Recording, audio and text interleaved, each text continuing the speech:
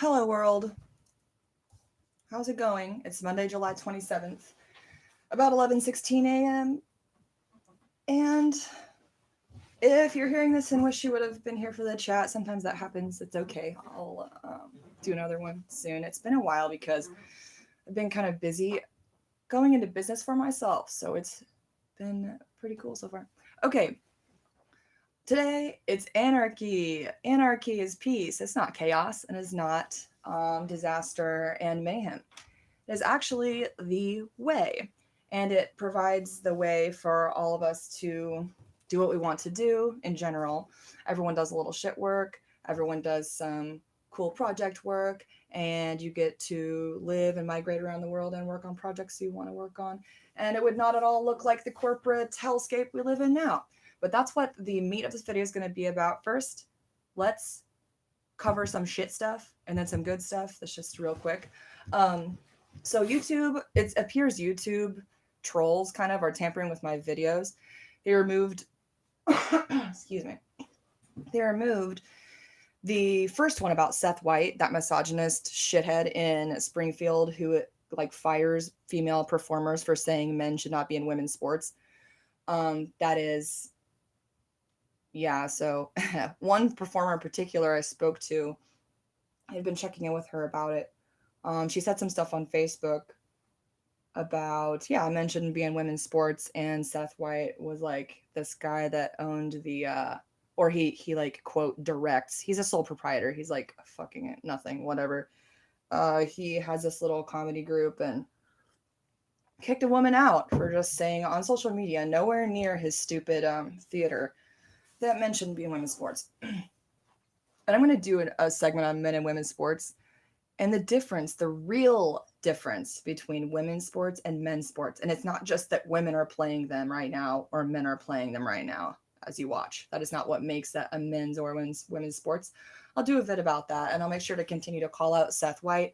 Oh, I heard also through the grapevine that it was his wife possibly that got the video pulled because I don't know if she was mentioned or if I used a picture with her in it. I don't remember honestly for sure, but so yeah, it might have been her that complained, whatever. If I were married to that guy, I wouldn't want it publicized. Maybe that's why. Let's see, what else have I noticed lately? Team Rubicon.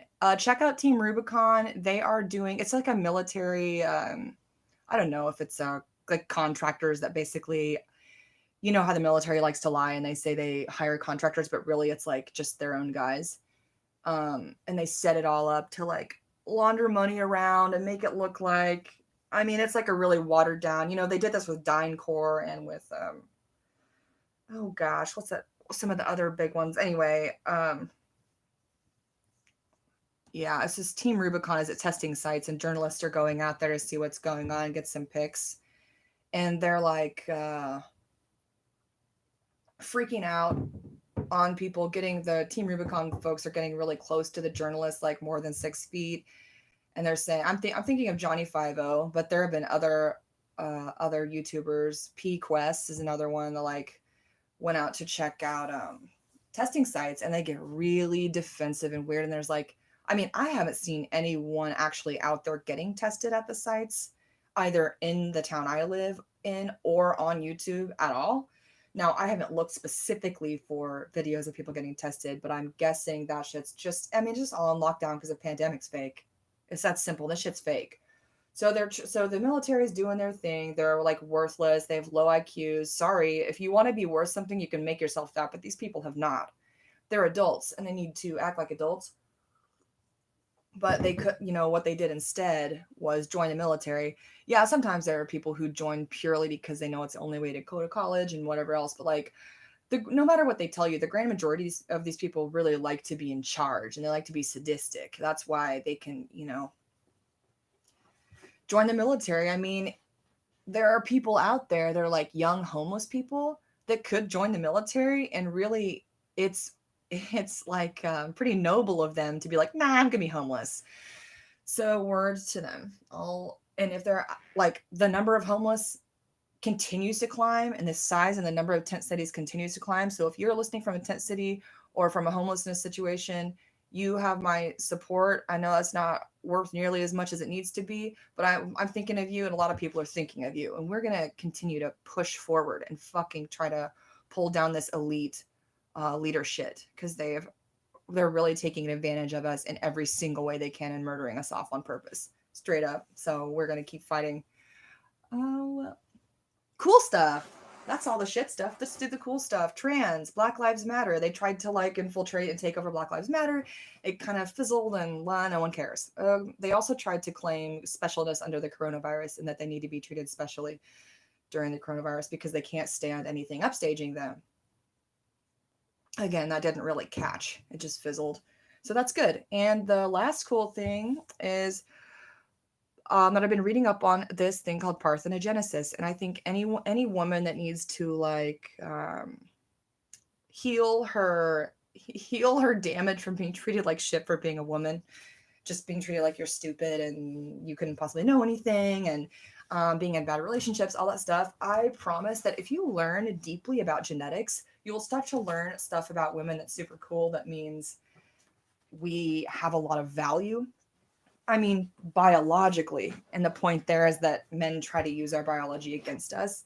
Biology is not the be all end all. We're still individuals and we choose how to act. It's not, I'm not a biological quote determinist. I'm not any kind of determinist. We have free will and we should use it. But at the same time, if men are going to claim that we're inferior because of some biological or inherent quality of our genetics, I say read up on genetics and you'll see that's not true.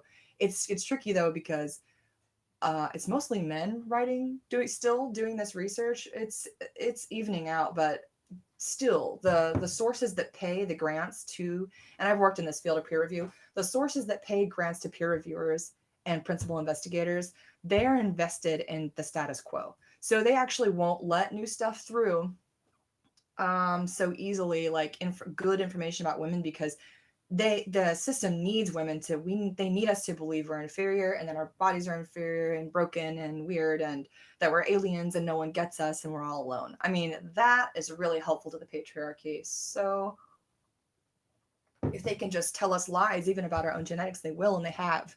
So even if you find research papers about X, Y, or Z, no pun intended, you still might not be getting the truth. In fact, it's almost more likely that you're not getting the truth. So my advice to you is just go and try hard to find anything that holds women up as genetically superior. Superior. And you will, if you dig for that specific stuff, especially in like, I've found some of it through radfem bloggers, radfem writers, and vloggers, and they'll point you in the direction of some of that good genetic shit. Just scientific literature. All right, so let's get into anarchy versus authority. Oh, by the way, just a bit ago, I was looking at my my comments, like my replies to my comments, and someone was saying, you sound a lot nicer on your channel than you do in your comments. It's like, well, yeah. So my comments don't sound like anything. You have to apply the voice you hear right now, this voice, apply that shit to my comments, and you'll have who I am, like a little better than just reading my comments and assuming the worst of me. And I had a smiley face on my comments.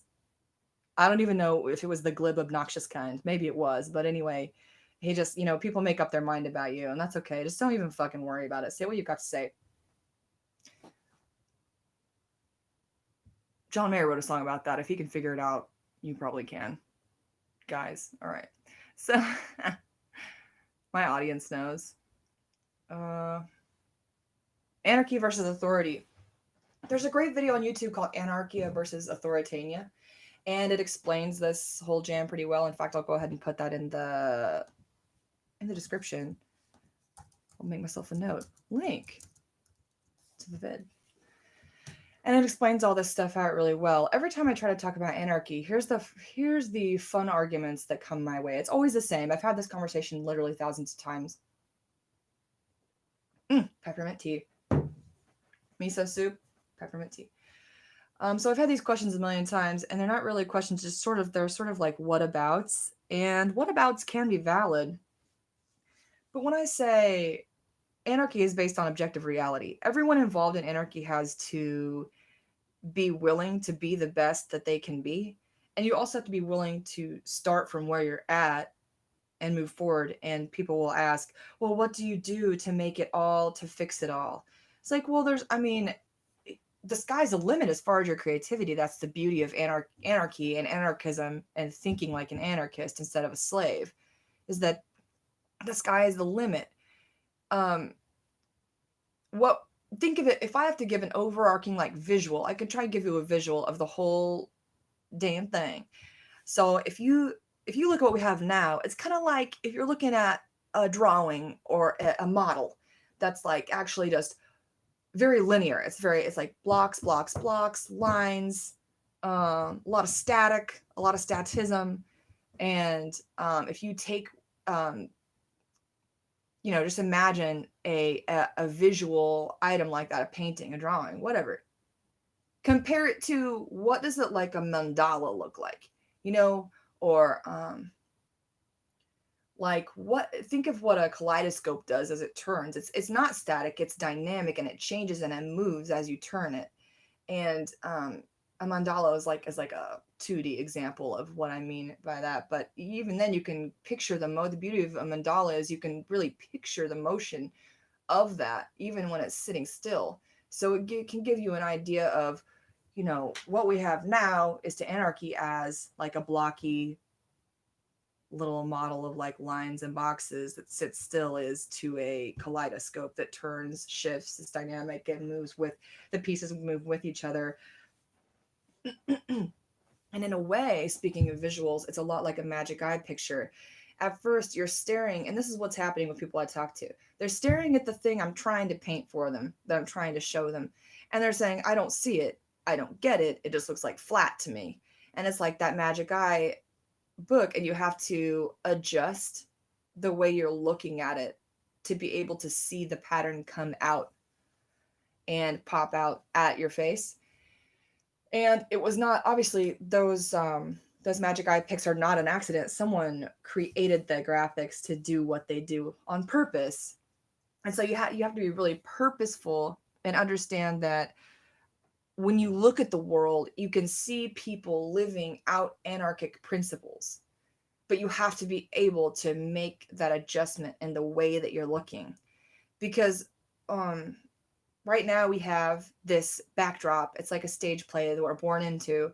We're born into this big stage play, and you have to go on through your life like figuring out that, oh my God, all the shit is props. These people are fucking actors or like NPCs or whatever. They're operating on a series of triggers, and none of this is real. Like what we live in now is not real. But you can still see examples of anarchy because people will say, that if we, for example, didn't have government or cops, that what if everyone just runs around and like kills each other? And I just ask them, is that what you would do? What would you do? What would you do? Oh, I have to defend myself against people. Like, okay, don't assume that for 1 second. Just humor me, hear me out. What would you do with your time if it was all yours to do with what you want? And yeah, you have to build some stuff for yourself. I mean, everyone has to have shelter. I get it. But look, even right now, we have a jillion houses that no one lives in, and then all these people in homeless encampments in tent cities. So it's not like you'd be starting from zero anyway if you did it today. But the point is, like, let's say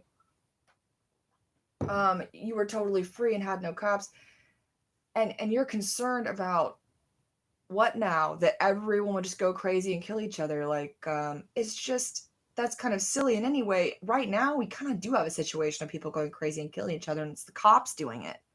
It's like the cops are doing it. They're not killing, like, it's not groups killing each other. It's the cops massacring.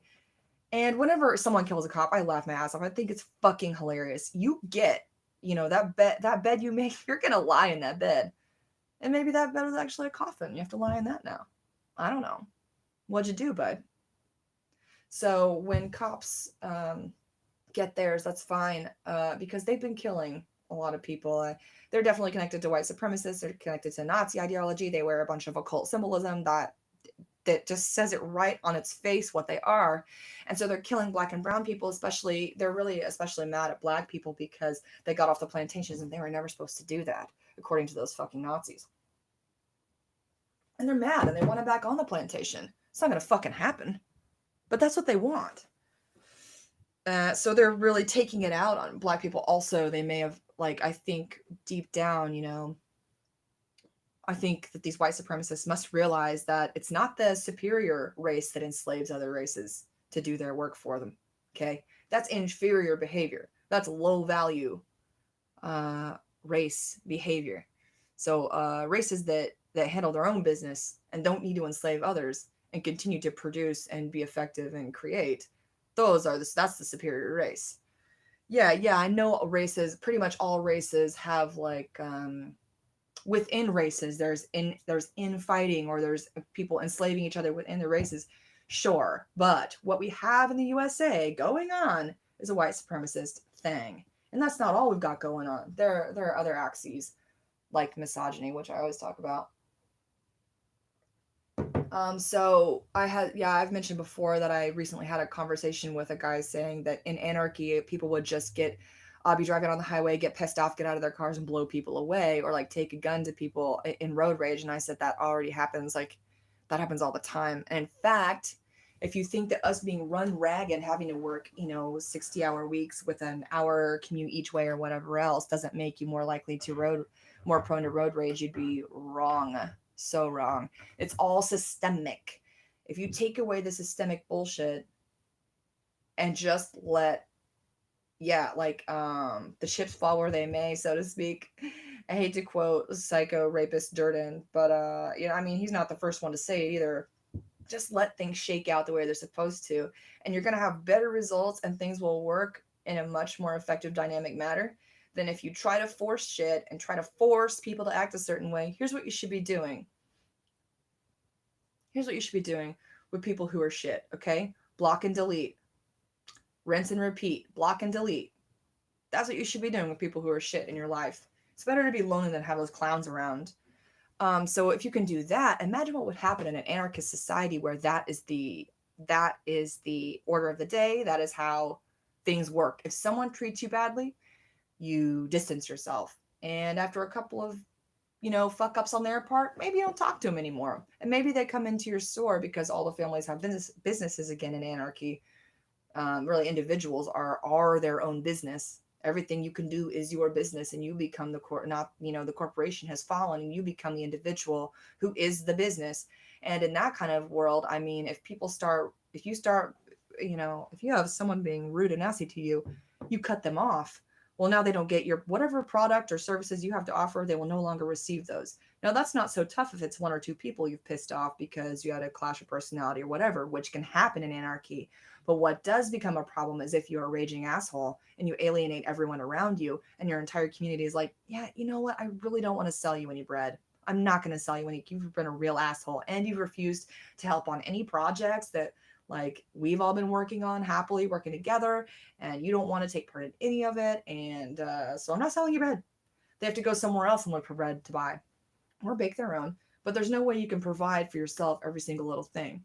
And on that note, anyone who comes up against anarchy and says, anarchy won't work because it's rugged individualism, pay attention when people put qualifiers on terms like individualism. You don't need a qualifier, and you don't have to be rugged to be an individualist. Individualism means, here's the definition of individualism, that the individual is an end in and of herself, and she is never a means to an end. Okay, one more time. Individualism means that the individual is an end in and of herself, and never a means to an end. In other words, the individual is never to be used like an object or a thing that's handy to you.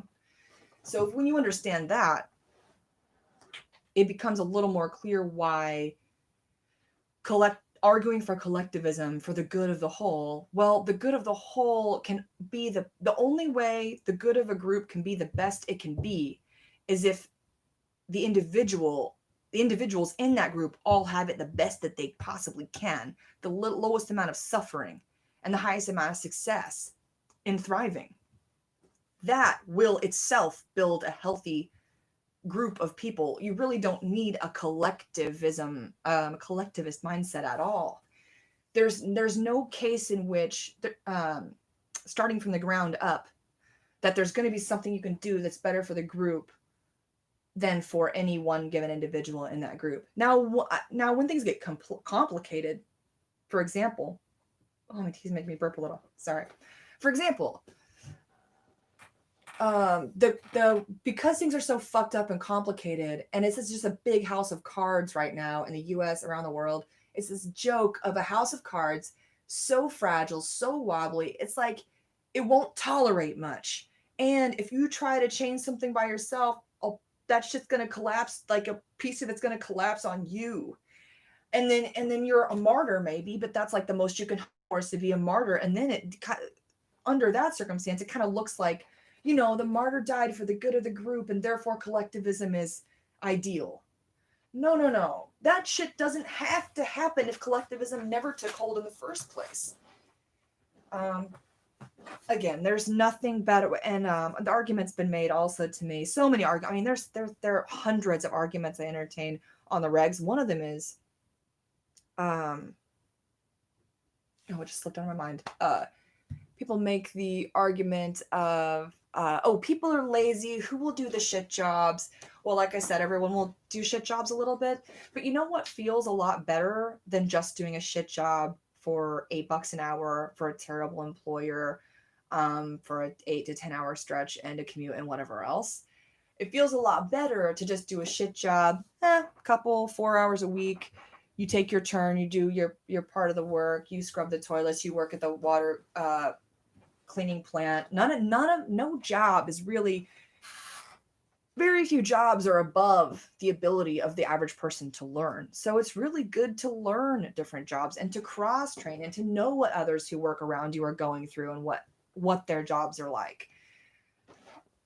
It's good for perspective, for understanding each other, for having sympathy for situations that arise when you're doing dirty jobs, and willingness to help. All those attitudes are assisted by people all taking part in the shitty jobs.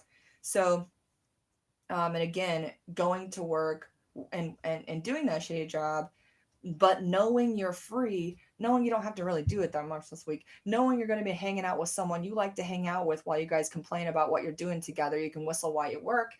And it's just a lot more fun. I have felt much more rewarded by work that's just like bullshit, like cleaning. I used to work for a camp, a summer camp when I was younger, and I had to clean, but the beauty was, it's like, I was a volunteer. I wasn't even getting paid, but it was enjoyable more so than going to work and say like doing side work, gotta wait at a food service job, which is the same kind of job, kind of work, same kind of cleaning and whatnot. But it wasn't as bad because I knew that I was doing it voluntarily, completely voluntarily, not even like to make money to get by. I wanted to do this. I worked with my friends. They were pleasant people, really, really kind people generally. And so we had a nice time, and we did gross jobs and clean toilets and whatever else needed to be done there. And it was nice. It was better than working, a regular job. Just from the feel of it, just from the atmosphere, from knowing I was there because I wanted to be working on this project. And people will do that. I watch tons of people do it. Everyone who says anarchy can't be achieved doesn't even look around them to see that their neighbors just shared with them, some extra tomato plants that they grew too many, got them started early indoors, grew too many, and brought them over to you. That's like an act of, that's an act that occurs within an anarchist mindset, in the sense that no one told you had to do that. No one put a gun to your head. No one passed a law, and putting a gun to your head and passing laws is the same thing, or threatening to lock you in a cage and passing laws is the same thing. It's a threat of violence, and a threat of financial ruin, and even, destitution. So no one threatened you with any of those things, and yet you shared, right? And your neighbor shared. And one could argue, a really favorite argument is human nature is bad. And again, I don't think, if someone says that to me, all I do is walk away from that thinking, okay, this person knows that their own nature is bad, maybe, and they can speak for themselves. And sometimes I say it out loud, speak for yourself. My nature is not evil. I don't know, subscribe to original sin. That's ridiculous. People say, oh, children are selfish, therefore they're born in sin. No, that's how Christians put it, and like the religious. But and non-religious will say kids are selfish, therefore human nature is selfish. No, what you're seeing in children is immaturity. They are not capable at first, and they have to learn how to do things. The brain and like your neuroplasticity is there so that you can learn this stuff. And it doesn't mean that children are evil just because they're like mine with all the toys. It just means they're not mature. They don't have any perspective. They don't understand. Really, they are an incomplete version of a full human, like obviously a full human being. They have to grow into a full human being. And only once, you see the full grown specimen can you determine, like, okay, so here's the product, the quote finished product. Is it good? Is it bad? Did it start good or bad? Like, what is it now? Well, every time you watch someone share, every time you hear someone encourage other people and cheerlead them, anytime you see someone stopping to help a person with the flat on the side of the road, those are all examples of anarchist thinking. You're not thinking like a slave in scarcity that's me, mine. I can't help anybody. I keep my blinders on and put my head down. And that's all slave mentality. And sometimes you have to. Obviously, being a slave is not a choice. That's the whole premise of the thing. So I'm not blaming people who do have to do it. But we need to be living on the border of everything we can do to help each other reasonably. Each individual knows what they can contribute and what they reasonably should expect to contribute, and then they need to contribute that. It's all within you. It shouldn't be someone telling you you have to contribute something, you have to do this or that. And the solution to people who don't contribute is to simply shun them. Just stop talking to them, stop giving them anything. And they can learn, or they can not learn, and they can stay gone. Then what you'll be left with then all you'll be left with is the people who understand how to be objectively moral, upstanding adults. And then their kids, who they will teach by example. Hey, it doesn't always work, but your chances are higher if you can lead by example. Furthermore, I think I have this theory. I think that if we were to go take a poll in the streets and just ask a bunch of random people whether original sin is correct, whether people are born bad and whether human nature is bad, I truly think that men would say yes almost always, and that women would be at half or less. I really get that feeling. Could be wrong, but I tend to think that. And here's my theory. Here's my nasty, dirty, low down theory that men are going to hate. Okay. So men are in charge. Like, I don't know if someone can agree with me on that topic. You need to go study anthropology. You can argue every anthropologist and sociologist in the world. Don't argue me. They have already agreed. Like, they said it and I learned it from them. So go to the people I learned from. Also, radical feminists know this well. But men will say human nature is evil, I think, because men feel that thing inside of them that's different that makes them want to do evil shit and follow their dick around, and that's the Y chromosome.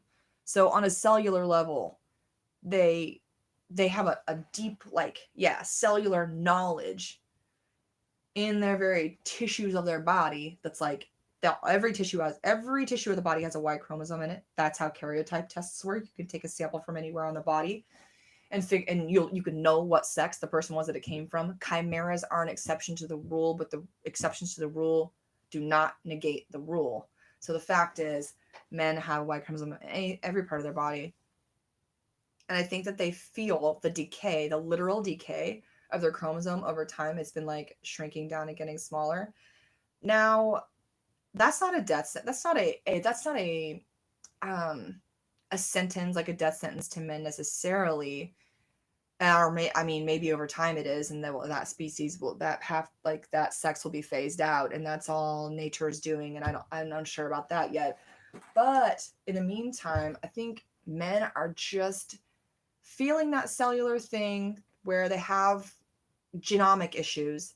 And I think white people do this too in comparison to like darker people with better genomes. That's another story, for another day. But I think men feel this, and they're kind of telling you the truth about themselves. I've noticed that I think the reason I make this statement about, I think in a poll women would not agree with the humankind is, or human nature is evil argument, is because also I've had this argument so many times, and the grand majority of times I have the argument is with men. I guess you could say it's because women don't feel knowledgeable on the subject, or they don't feel confident the way men do to talk about any old fucking subject and think they're the expert like dudes love to do. That may be part of the thing, but I also really think that the overall attitude of women is that we have more of a, we're more willing to say, no, human nature is not evil. It's just there are obstacles, or there are things that you have to, essentially, you have to use your free will to overcome the stuff you want to do. Like, see, and really this saves you from any kind of like thought crime accusations, because if you can use your free will to, let's say you have some kind of bad urge or whatever, you can use your free will to overpower that, to stifle that, don't feed that, don't help that grow. And if you have some kind of disorder, but you never, or I won't say disorder, if you have some kind of inclination and it's not good, and you stop yourself, there you go. Like, you're not a criminal just for thinking it or having an inclination. But if you nurture that thought and continue to feed that thought, it's gonna come out. And I've talked about the thought crime thing with people a lot regarding anarchy, because they wonder how I would know to ostracize someone that might become a greater danger in the future. So there's allegedly the trifecta of warning signs that someone could become a serial killer. It's like tortures animals and kills animals, wets the bed, and like something else. And I should know this because I've been studying serial killers and their connection to the military lately. That's also another post to tell you all about it. It's missing 411 stuff. But yeah, that trifecta of what will make a serial killer can be seen early on in life. So if you see a kid torturing a dog, you obviously have to, first off, he may need some kind of classical conditioning of like, if you kick that dog, someone's going to come along and kick you, and I'm not going to do anything about it because that's what it feels like. Or maybe someone will just come along and kick you because that's what you did wrong. But if as this person grows older, they don't show that they're getting better, and in fact you see that they continue to do weird shit that makes you go, this isn't safe, eventually you don't have to wait around until they kill someone. Unlike the legal system, often people, the craziest motherfuckers, get away with whatever until they've killed tons of people when the cops could have gone and gotten them. And it's all because they're all in cahoots, and there's a big murder incorporated, trafficking, murder, snuff ring thing going on, and the cops are protecting that. But the greater, like, the point for this argument is that you don't have to, especially in anarchy, you don't have to wait around until someone commits some serious ass crime. There's always going to be indicators before people don't just snap. You hear all these bullshit like interviews by, say, news stations at neighborhoods around places where someone's been murdered, and then all the neighbors say, oh, he seemed like a nice guy, he must have just snapped. Well, that's what you think because he's been hiding shit, but his wife knows the weird shit he does. Well, she's dead now, but she knew.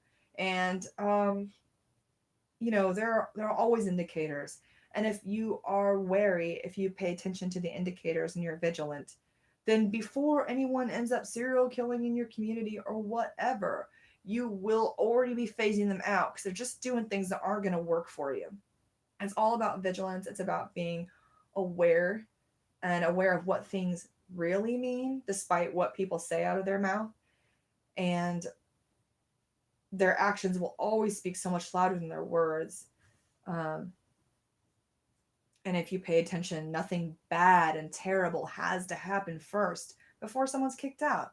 Really, just watch people. Really watch them, because they'll show you who they are. Watch and see if they're willing to betray people who are good to them. See if they're willing to talk shit behind people's back just to make themselves feel better, not even really for a good reason or to warn you, but just because they want to talk shit on someone they're envious of or whatever. All these behaviors are indicators, and they lead up to worse behaviors when they are indulged and they're bonded over. And we have a society now that's very bonded over so many crazy things, bonded over their delusions. Especially the trans cult's a great example. They're delusional. They're being, especially the ones that are gotten as children, and they're like, their parents and their parents are kind of forced by the teachers and the doctors to, oh wow, you're the other sex, oh my god, you're such a hero and you're brave and stunning and all this. And kids feel good, and these are a lot of times kids that don't feel good about much else about themselves. Maybe it's because of their parents, but maybe it's because of the fucking school. Schools are breeding grounds for bullying. And when you bully these kids like crazy, yeah, they're going to be searching for just about anything to feel special. And even the grown ass dudes putting on makeup and dresses, today, that weren't doing it as kids, they are like children. They are in a place of arrested development. They're like 7 and 8 to 10-year-olds still. And it's because they didn't get what they needed and some shit happened to them back then. And that's not an excuse, though. I'm just saying, like, I see where it shakes out. But all of us had shit happen to us back then, and adults don't have the excuse that kids have.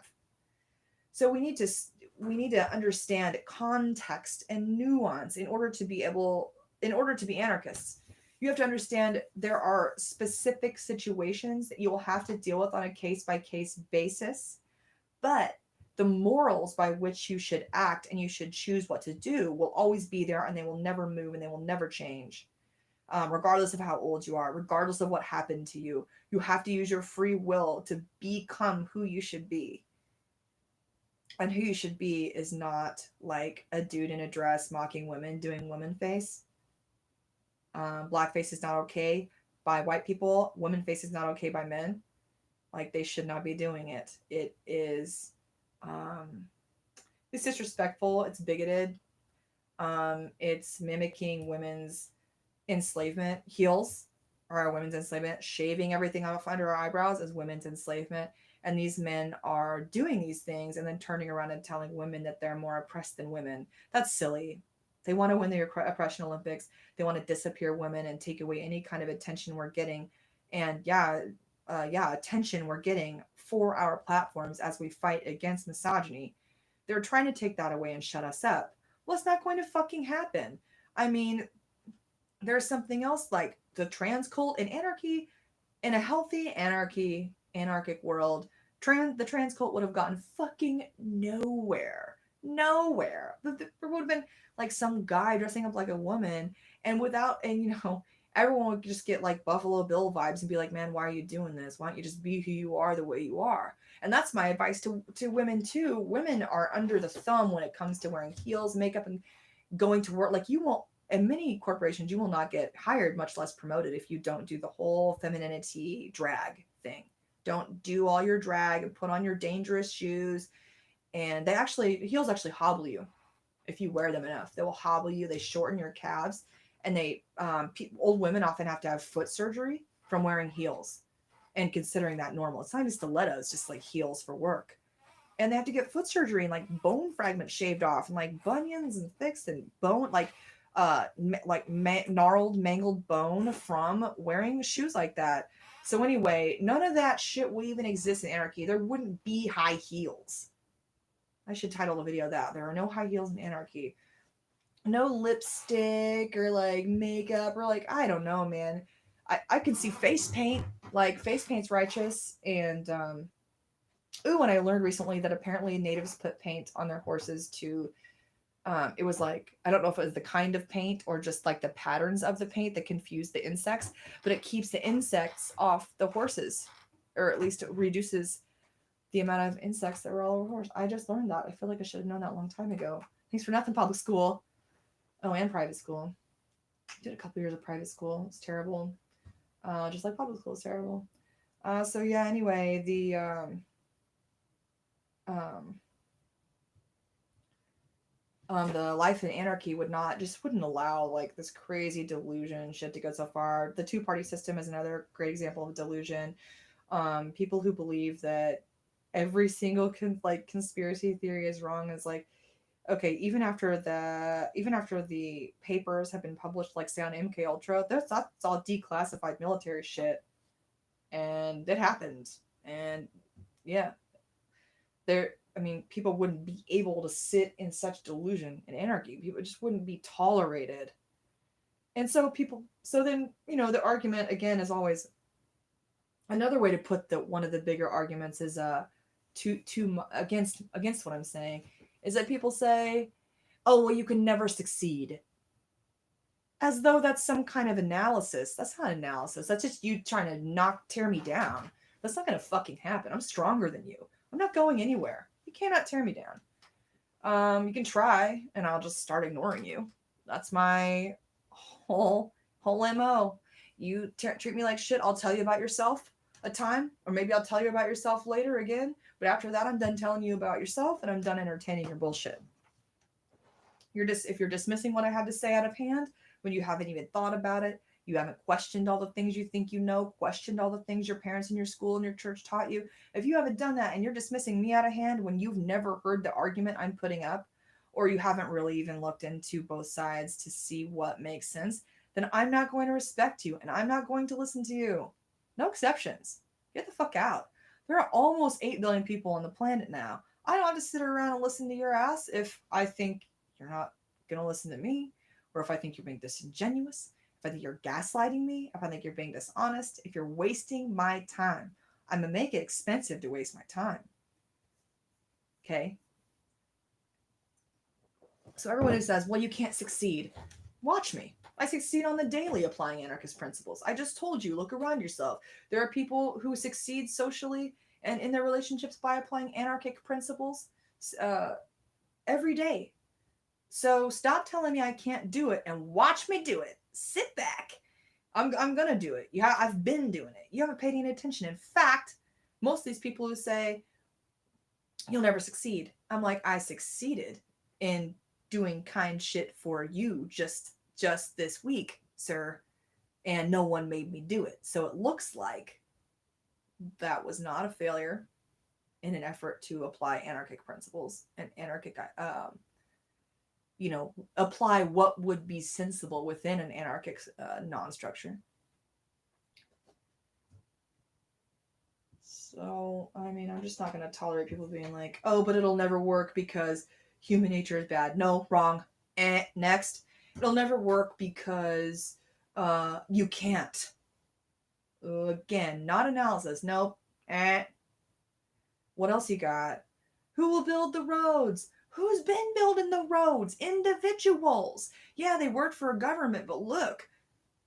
I don't think people understand what a joke government contracting is. The contracts that the government commissions, they pick their buddies and shit. They're cronies. These aren't necessarily the best guy for the job. These aren't the guys who know the most about laying efficient asphalt for a highway in specific, for example. They're just like a guy who can get the equipment. He'll do it he'll bid it at the cheapest number. He'll get out there, do the job halfway, tell the people that he is contracted to that, oh, we got the job halfway, but we're out of money, so we need more money to finish the job. That's how they always do it. And then it costs the taxpayers a bunch of money. And they don't provide the best products. They don't have to. They have nepotism that's going to get them that contract they need. It's not, they don't get the job because of their merit, because they're the best asphalt guy in the biz. And so they get to do federal highways. That's not how it works. It's always the guy who's the nephew or the cousin twice removed of some hot shot, some big shot politician or what have you. And it's just not a meritocracy at all. We're nowhere near that. It's like the opposite. You have the worthless turds sitting on top as CEOs when their only talent is getting financing. It's really not even a talent, because then again, most of these people getting financing and who know investors that they know is like, they know it through their family, friends. They know it through the people they grew up around that are wealthier, like upper class or upper middle class, and they just have networks that they tap. So it really, all this delusion about really what's extra funny about CEOs is, if you can just, they're so non-essential. They're so non-essential. Once they've procured the funding, they should shut up and get out. But because they procured the funding, they get to play overlord, and that's what they like to do, and that's why they're doing this, like, on that deep level. It's because they want that. Again, just like people join the military so often, in the cops, because they're sadists. They enjoy lording over other people. They're inferior specimens. That's why they like that. It fills in something inside of them that's missing, that they don't want to work for. They just want to beat people down for it. But anyway, so yeah, people become CEOs because they're sociopaths, and that's what they wanted. They like it. So but the CEOs, if you'll notice, a lot of times they have a lot of time to get on their social media and post a bunch of hustle porn. And they have a lot of time to go to the gym and wine and dine, do this and go to seminars and travel. And they, in their mind, that's all work. They're working. But to real people who have brains, that is not really work. I mean, there's some elements of it in there, but really overall, they have made themselves leisure class so that they can spend all their time on social media, at the gym, again, going out on the expense account that only exists because of the people who are back at the company proper, the house, the on-site, doing the work. CEOs are completely unessential. And the best you can and I think one reason why, well, I don't know. I think what's so funny is it's really better for the company if the CEO is out doing other shit all the time, playing on his phone, playing on his laptop, going on vacations, and being out of the way, out of the building, out of the way. They're just babies that need to be babysat. And Anarchy does not provide you with CEOs that you need to babysit and humor and compliment when there's really not much to compliment, because if you don't, like, they will be mad, and so before you know it, there will be a smear campaign against you, and it'll be teams against teams at work. And that's happened to me at pretty much every job I've had. That's always been the same. And people are so depressed because of the way work is for them. It is bullshit. The way people are treated is terrible. I'd like to do a series where I name and shame every single shit boss I've had. It would be a long series. It'd be like 20 videos long. Because, you know, some jobs, obviously, you have your supervisor and then you have a boss over them, and you have to deal with both of them. So while I've had a lot of jobs and been fired from a lot of jobs, oh, God, yeah, totally. I've also had even more supervisors to complain about than I've had jobs, because I stack them up. It's like that Office Space shit. Office Space. And now I'm in my favorite office space. It's in my house. It's in my study, my studio. And I like it much better than being at actual work. But I do actual work still. I've changed fields. But I provided myself with a lot more time now. Once we just get this jam off the ground a little more, I'll get to I'll get to feel what Anarchy's like for myself a little better. It's going to be interesting. Also, I like to think that people are going to stop. They're going to stop and think. I've said this before, but because of all this lockdown, shelter in place, stay home, don't go to work, people are really seeing how their relationships can improve. Well, until the financial ruin comes on and their relationships will be destroyed. But hopefully, you know, right now, everyone is continuing to pay attention to how their relationships have improved. Now that you're not going to work and listening to some clown, like, talk down to you all the time and tell you to finish shit that's, like, literally impossible to finish in that scope of time. And no one, and then when they bid the job or bid the product, they didn't ask your ass. They didn't ask engineering how long it would take. They just told engineering how long it should take when they have no fucking clue, and then tell you to get it done. That's stupid. That shit doesn't exist in anarchy either. Teabag. Let's talk about ancaps and ancoms. I'm going to make a little note about when this segment starts so I can timestamp it. 49 minutes. Just a second, world.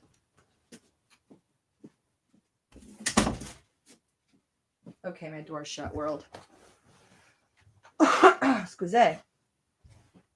So about, specifically about ancap and ancom, this is a psyop. It's just nonsense.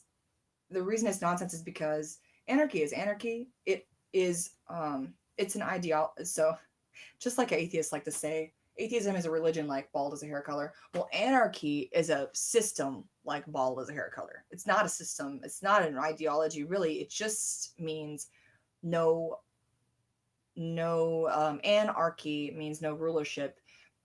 And the other day, I was watching a video about symbolism and like Freemasonic symbolism and all that good jazz. And they were talking about the arc and how the arc represents rulership that rules over you. So you walk under the arc and it's like the rulership that rules over you. And a lot of times within the arc, if you look up, there'll be like little squares or little, like a bunch of symbols or a pattern that's apparently supposed to represent the actual rulers themselves, or possibly ruling bodies. So that all finally clicked in my mind. I've been an anarchist a long time, and I've been studying Freemasonic symbolism a long time, but finally someone put it together for me. And I've put his videos in my Illuminati Freemason Cabal playlist. So go, if you want to check out the playlist, you'll come across his stuff. He covers a lot of Templar symbolism. But so anarchy is like against that arc of rulership over you, which is how the etymology connects that meaning and the parts of speech it's themselves. With that said, you don't get to qualify a lack of something. So if we say a capitalist lack of rulership, that's silly because what are you going to do? Force everyone to be capitalist, therefore everyone lives in capitalist anarchy? Doesn't make any sense. Like, anarchy simply means you don't get to make anyone do anything. You don't get to decide. Like, there's another good question people ask me. Well, who's going to decide what does what and who does what? The individual. The individual decides what they do. Well, what if they don't want to do anything? Again, they will get ostracized. It's up to them. They know what happens if they don't help. Eventually, people are going to be like, what's the use of having you around then if you don't help with anything? And they'll stop selling them stuff, stop giving them stuff, and they'll start to starve and they'll have to go somewhere else. It's that simple. It really is simplex. So you don't get to apply like it's anarchy, but it's capitalism, or it's anarchy, but communism. And then ANCAP and ANCOM fight it out as if they're fighting to see who's going to win and what will be instated for everybody. Instated. See that? You don't instate anything in anarchy. Anarchy is anti-statist. It's not static. It's not still. It's always moving and morphing, and every individual has to choose what projects they want to work on with each other, who they want to work with, where they want to live, and migration would become normal again. Just like I've said before, like just like the wealthy like to summer and winter in different places. That is really a part of the natural human, really what will, it's something that should be in our lives to keep us healthy. Travel around, take in different like everything. Take in different scapes and views and all kinds of different hiking trails around the world and take those all in, but also to collect bacteria and stuff from around the world to make your immune system stronger. Like we hear about bacteria informing DNA and informing the genome itself. Well, diversity is your best friend when it comes to like biodiversity is your best friend when it comes to staying healthy. And that's true of gardens and it's true of the human body. So anyway, just applying like something to anarchy to describe it doesn't make any sense, because all anarchy means is that there is no rulership. It doesn't describe anything. It just says this is a place where there's no rulership. No one does that anymore. Is there leadership? Sure. There are natural leaders who are the experts, who are really talented in certain things. There would be people who are really good leaders in like car mechanics, and they'd end up teaching other people, but it wouldn't be that the teacher rules you. You can walk away from the class whenever you want to. It's all give and take. It's all symbiotic. It's mutualism. And not every single act has to be one of mutualism straight across the table, but you get what I mean. It creates a dynamic, an ebb and a flow, and an equilibrium between really every individual and everybody else. It's very secure and it's very stable, much stabler than what we have now. This is a joke. We're living in a house of cards. Chunks of it are constantly falling down, killing tons of people. Happens all the time. So Cap and Com are psyop. It's trying to also, I think the main thing Capcom is trying to do on a large scale level is divide anarchists down the middle, kind of, just to pry it in half, put a wedge in it, pry it in half, just like the way that the two-party system does. They're trying to instate that two-party mindset in anarchism to break it down and destroy it. Well, that's not going to fucking happen. More and more people are understanding what anarchism means, and it's a big epiphany. It feels really good to have the epiphany about anarchism, and I still have them sometimes. Not as big as the initial one, but I still have epiphanies, and it's like at least as good as chocolate, often better. Often better, much better, actually. So it feels like being in love. Having a good epiphany feels like being in love to me, except not based on like a delusion. So I should say romantic love is kind of really has more in common with Stockholm syndrome than anything that I would fairly describe as love. Love the verb. And then to conclude, a couple more points. Like Ayn Rand talked about objectivism and individualism, and I don't think she called herself an anarchist. I don't recall. I've read a few of her books and her works and read about her, and listened to a lot of her interviews. I've never heard her call herself anarchist, but I do think her principles lead to anarchism. She got her principles right, but then she got the applications of some of them wrong. That's why she'd say like, she made some colonialist, like pro-colonialist, misogyny comments, and I think it's because as the 50s, 40s, and 50s, she did a pretty good job for where she was at, just saying. But I also think she didn't follow her own principles to their conclusions, so that's why that she was wrong sometimes. She didn't apply what she knew in the correct way, and but objectivism and individualism are elements of anarchism. Taking responsibility for yourself. Adults don't need a government. They govern themselves. Okay. Adults don't need a government. And yeah, you can defend yourself. Of course you can defend yourself. You can get other people to help you defend yourself and yours. And I mean, it's the principle of everyone is everyone is their own business, self-contained. The individual is a business, in a sense, not in the legal fiction all capital letters way, but just functionally in anarchy. So to lose, like, let's say someone is being threatened or stalked in your community, to lose that person would actually hurt your community, because even on a very selfish, basic level, you don't want them to be killed because they're providing a service that you likely use and that you likely want to keep in your community. Even if several people provide the same service, you don't think, it makes it much tougher to think of people as expendable when you don't have an elite ownership just churning through, burning through actual lives on their way to total domination. It's a completely different mindset, and it's hard to have a vision. It's hard to think, what would it look like? What would anarchy look like? Well, what wouldn't it look like? I mean, what would you build? Would you build an Earth ship, try it out, get tired of the Earth ship, build a longhouse, check it out, build if you're in a place with more extreme climate, maybe build a house into the side of the hill, and lo and behold, you find you don't really need climate control anymore. Or if you do want to use climate control, you can have energy off grid just fine. Or you can tap into some sources of energy that we haven't been allowed to use heretofore. I mean, just you can imagine all day and then migrating around. Imagine the kind of projects you'd like to work on. What would you like to do if everyone was free enough to get to try new things? And what would you study? What would you, I mean, the sky is the limit.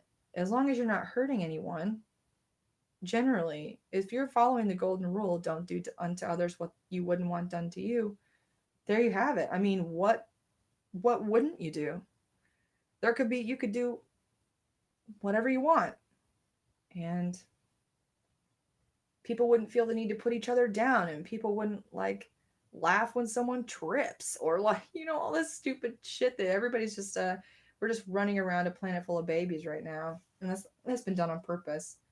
Makes us enslavable, and that's what our school systems and our overlords have done on purpose. It's not accidental.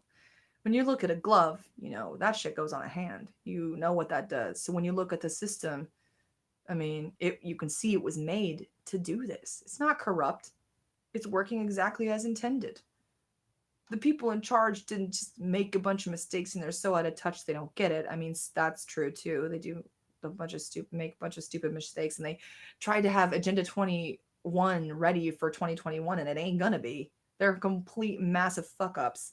But really the greater point is that they're doing it on purpose. It was always intended to kill you off if you become a problem, and we've definitely become a problem for the elite, where our mouths have become too big and we are becoming a bigger threat than ever, and we can turn this into a new renaissance, and we can steer this toward the anarchic society that would be healthy for everyone. And voting is not going to do it. Voting will never do it. It's just not going to. Has it ever fixed the problems that should be so easily fixed, allegedly, according to the government? No. They're lying to you. They want your money. Oh, and they want to traffic little kids around between each other too. They don't want anybody finding out about that. They don't want to go to jail.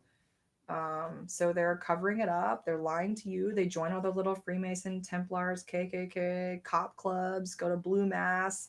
The first responders go to Blue Mass together so they don't have to be around people who would be like calling them out for the fucked up shit they did that very week in their towns.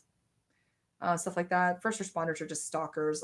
I mean, effectively and functionally, they're more stalkers than anything else. Like I said, anyone can learn to do those jobs, but there are certain kind of people who are placed in those jobs and allowed into those jobs. And the reason is because if you can get control of people's like fear of what could happen to them if they get hurt or whatever, and they know that the first responder is going to be someone from the establishment that's like, they're fascist friendly motherfuckers, that really strikes fear in you, because now you have to obey them because your life depends on it, but only because they're the first responder.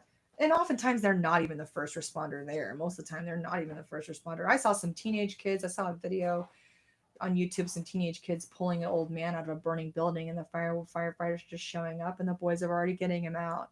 And they didn't have any fucking equipment. They just climbed shit up to the like second or third floor. It was crazy. Awesome. And that's the kind of shit where you'll hear like a firefighter or like some first responder be like, oh, that's so dangerous, never do that, never do, let the firefighter. Fuck you. We're gonna do what it takes to get shit done in the moment. You need to fuck off with that prideful bullshit where it's like, I'm a hero. You're not a hero. You're doing what anybody would do, and son, you got paid for it. Unlike those teenagers, you got paid to show up and watch some kids do your work for you with no fucking equipment. Damn, that must just consider those dollars your consolation prize for a wounded ass ego. You can't even show up and do what needs to be done in time. So no, we don't need the stalker fucking first responders. Fuck them. Everybody can do that. Everybody can become a first responder. There's really no reason you shouldn't be able to walk into a drugstore and buy a saline bolus or whatever, like a saline bag and a drip and IV and all the standard shit that one would get like just on the spot in emergency room if something, if you've got an injury. There's no reason we shouldn't be able to walk in and buy that stuff at a reasonable price and have it on hand, and if something comes up, treat them. Physicians are just mostly just drug dealers. Yeah, they set bones and they do surgeries, and large number of the surgeries are unnecessary anyway. But I mean, it's cool if you can set a bone. But again, anyone can learn to set a bone. That's like verging into chiropractor work. The bone, the osteopath, and chiropractors have been shit on for so long because physicians know that they're like the chiropractors like more legit than they are. All physicians are doing largely is writing scripts, like writing a permission note that you're allowed to buy a drug. They're drug dealers. And they wear Nazi looking ass lab coats. Project Paperclip looking motherfuckers. Don't trust them. I mean, if you can get your drugs on the street and you like a fairly clean source, get that. I mean, it's cheaper. Fuck physicians and their arrogant bullshit. They give meth to kids. I mean, for Christ's sake, so they can go to school. They give speed. I mean, it's speed, not little methamphetamine. I guess it's like, but dude, it's speed. It's speed. And they gave black beauties to the housewives in the 50s. Speed. Because those white housewives were miserable. They had a lot of drudgery work to do. It was boring and they didn't feel fulfilled. So the doctors gave them drugs. So they would just clean the house and act like, happy, clappy little lobotomized housemaid, bang maid, maid. And it worked for a while until someone had had enough and wrote The Feminine Mystique. And all bets were off. What else I got on? Oh, SLC Punk. Final parting note. The powers that be pay attention to what they try to discourage you from doing. That is so telling. It is just a marker that you're on the right path. If you are being discouraged by people that seem creepy and weird and janky from doing what you're doing, really take a minute and think about your direction and whether those are flags indicating that you, like green flags, that you're on the right track, because so much of the time it is. So for example, SLC Punk, great, you're getting into the movie, you're like, okay, Anarchy in the UK, they're making fun of like the posers, I get it, it's fine. But then there are like elements of real anarchy or like anarchic kind of love and friendship within their group, the guys, and but by the end, the writers and the director and crew, everybody involved in creating that film, like at a high level, begin to dismantle their tribe, sort of I'm not into tribalism, but like, in a sense, if you're trying to be anarchist in this environment we live in, it starts looking a lot like a tribe because you have to band together in a way against the outside. That's an element that wouldn't be there in just global anarchy. But so the SLC Punk guys were trying to embody that, and they weren't doing a bad job. But then acid was introduced. It makes me think of MK Ultra, if it's some kind of like symbolism or some kind of parallel and a joke being drawn by Hollywood that's like, the acid situation that makes that kid fried. And it might be standing in for the MK Ultra product, or it may just be they may be trying to play it straight, and like that's what the scene is, what it is. I'll have to watch it again sometime. But by the end of the movie, they just torn these kids apart and killed one of them. And just try thinking of the writer and the director of the screenplay and the movie to be the perpetrators of whatever is happening to the people that don't deserve it in the movie, especially when they leave it unresolved. It's like I just see the writer as having perpetrated these things in a way in that platonic space, that third world of your imagination, and they're remanding your imagination and having you look at this situation that's like kind of encouraging some kids banding together, fighting against the system, but by the end they're decimated, and dipshit goes to Yale or Harvard. I think it was Yale. He didn't sell out. He bought in. That's supposed to be, his dad says that, and then by the end he's following in his dad's footsteps. I can even think of an individual I used to know, that our story reminds me a lot of that ending, actually. So it's meant to hit close to home among us, and it's meant to discourage us and say, in the end, you'll fail. In the end, it's sort of that same message of, oh, anarchy, that's great to talk about, but you'll never be able to pull it off. That sounds fine, but you can't. No, we can't. No, we can't. Is that the chant? No, we can't. And that's what they're saying, and that's what that movie was written to say. And I wouldn't be surprised if that wasn't the original ending of the movie, or if somehow there was a better resolution, or it was originally written not to be that sad and fucked up, because Hollywood will take encouraging messages and twist it and make it fucked up, and so by the end of the movie you feel fucked up and discouraged. And you almost don't notice because it's like so much of the material is that very thing. Don't even get me started on like rom-coms. They're a goddamn disaster, and they're misogynist disasters, and you just get used to it like it's normal, and before you know it you're wondering why you feel so shit about yourself and everything else, and it's because you have watched this shit without noticing. Once you notice, then it doesn't really, I mean, you can still program yourself with that if you just watch it on repeat, I'm sure, but if once you know what's happening, then you can watch it with a critical eye and really point out the places where you are being brainwashed before, or otherwise would have been if you hadn't realized that's the goal of the people writing this stuff. And that there are screenwriters who will submit their movie, and they will get an ultimatum like, we'll do it, but we'll make your movie, but you have to change this and that. And I've heard a lot of stories, just interviews like on YouTube and whatnot, of like screenwriters, screenplay writers talking about how they're really torn up about having to change the message of what they're writing. I mean, that just happens all the time. So don't watch something like SLC Punk and think that this is the way Anarchy will turn out for you, because that's the message they're trying to sell you, and they're full of fucking shit. They're full of shit. Listen to me. I mean, don't just take my word for it, but hear me out. If you have the vision for something beautiful, Anarchy is going to let you work on that. Fascism is not going to let you work on those things, the projects and the experiments and and things, inventions, things you want to create. Well, that's, we live in an ocean of patent trolls.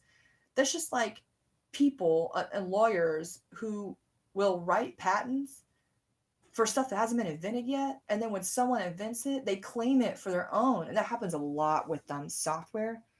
It happens in tech a lot. Really, software code should be covered by copyright, not by patents, but they've twisted it so that now the code is patentable. It's also stealable by patent trolls. It's just technicalities, a stack of technicalities that work against the inventors. So people stop innovating. And Ayn Rand talked about that. That's one other place I got to give her props. She talked about how innovation is stifled by this, and it's stifled by collectivism. Communism as we know it, although I wouldn't say, like, when you break down the word communism, is like, so literally broken down, communism is just like someone who is like, rah, I like living in communes, and communes are the way to go, and everyone should live in a commune, in my opinion. Communist. I mean, that's all it means to me. I can't tie all this other stupid shit to it. I don't care. If you want to live in a commune, great. If you want to live as a hermit, great. I mean, the possibilities are endless. And no, a commune doesn't just have to be like a bunker or like a fucking summer camp grounds or whatever. It can be anything you want it to be. Like I said, you could build a interlaced system of earth ships with like gardens, and you can position them in relation to like the travel of the sun throughout the year, so that your climate is the way you want it inside, and you could become an ocean navigator. You could sail. You could go. I've never sailed, but hey, maybe like, what if we had Anarchy, where I could actually get I migrated enough throughout the year where at least part of it I'm near enough to an ocean to fucking try it. I've been to the ocean, and I've driven some jet skis and stuff. I don't know. You know what I mean? It's just like stuff, basic skills. Hey, I can drive a stick, so I'm good there. Like basic skills that everyone should know. We don't have time to know. Everyone should know how to do shitty jobs and treat water. Everyone should know how to navigate the ocean. Everyone should know how to read the stars and read the weather. Like we shouldn't even need a weather channel or like weather apps, because we've lost the ability to look at the sky, listen to the birds, look at the plants, look at feel the wind, feel the temperatures as they flux, and really pay attention. And because if you can do that, you can actually see what weather is coming. So there are still tons of people who can do it, and people who like work on the, for example, work in the, a fisherman, work on the ocean in some way, are oftentimes better at predicting that. They kind of have to be, but the point is we should all be Renaissance people. We should be so much more well-rounded, but we're instead like we're um, treated the same way that we were at the turn of the, you know, the Industrial Revolution. So we're still being over specialized and hammered in like pegs into holes, or like just stuck on the machine like cogs to do one thing forever and ever as a special over specialized drone. And it's just not the way the mind works, and people aren't going to be happy doing that. Not that the elite care. They'll just burn through you and throw you away like trash, um, when it comes to corporations. And yeah, so this is the way out. Anarchy is the way out of that. Don't let anyone tell you it's chaos. Don't let anyone tell you that it's um, disaster, or that, especially don't let anyone tell you it's unachievable. That's stupid. We do anarchist stuff every day, all day. We don't have a gun to our head to do everything we do. I brushed my teeth and no one made me. It's good to take care of yourself. So there you go. There's no government like no government. We don't really need one. Why do you have to have them to take your money away and build stuff? Why don't we just build stuff? Like, doesn't mean we can't have money. We can't exchange money. We can, sure, or barter. We use barter to this day. Anarchy, if you want to have like notes, but it won't be like legal Federal Reserve tender. It would be different. Or like if you want to have blockchain, keep records like of financial stuff with blockchain and Anarchy, you can. I don't see why not. You don't have to give. You don't have to be primitivist and give up all technology. The sky's the limit. So imagine all the beautiful, amazing stuff that could be built and made and invented, and realize that it's not going to happen underneath statism that smashes the new and the daring and the bold innovation. It just destroys it and steals it. Maybe more saliently, it should be noted that the establishment steals our inventions and steals our creations, all the way down to our very children. Our very children are wards of the state via the birth certificate. So they'll steal every single thing they can from us, and then some. If they can, they'll take it all. They do need slaves.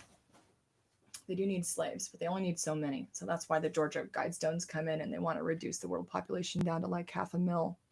It's funny because so many people pride themselves on being really obedient little normie squares. And they're just like, I don't have a single weird thought in my head. And they're proud of it, and they think that they would survive down to the 500,000. No, they're nowhere near. They wouldn't even make the cut. But that's what they take pride in doing. Like, that's hilarious. All right, I'm going to sign off. Like I said, I'm going to do a missing 411 pretty soon. And I've got some other topics coming up, like maybe parthenogenesis and some hardcore radical feminist stuff. So I will talk to you next time, and I'll put that link in the description. All right, peeps, have an awesome week. I will talk to you soon. Bye, world.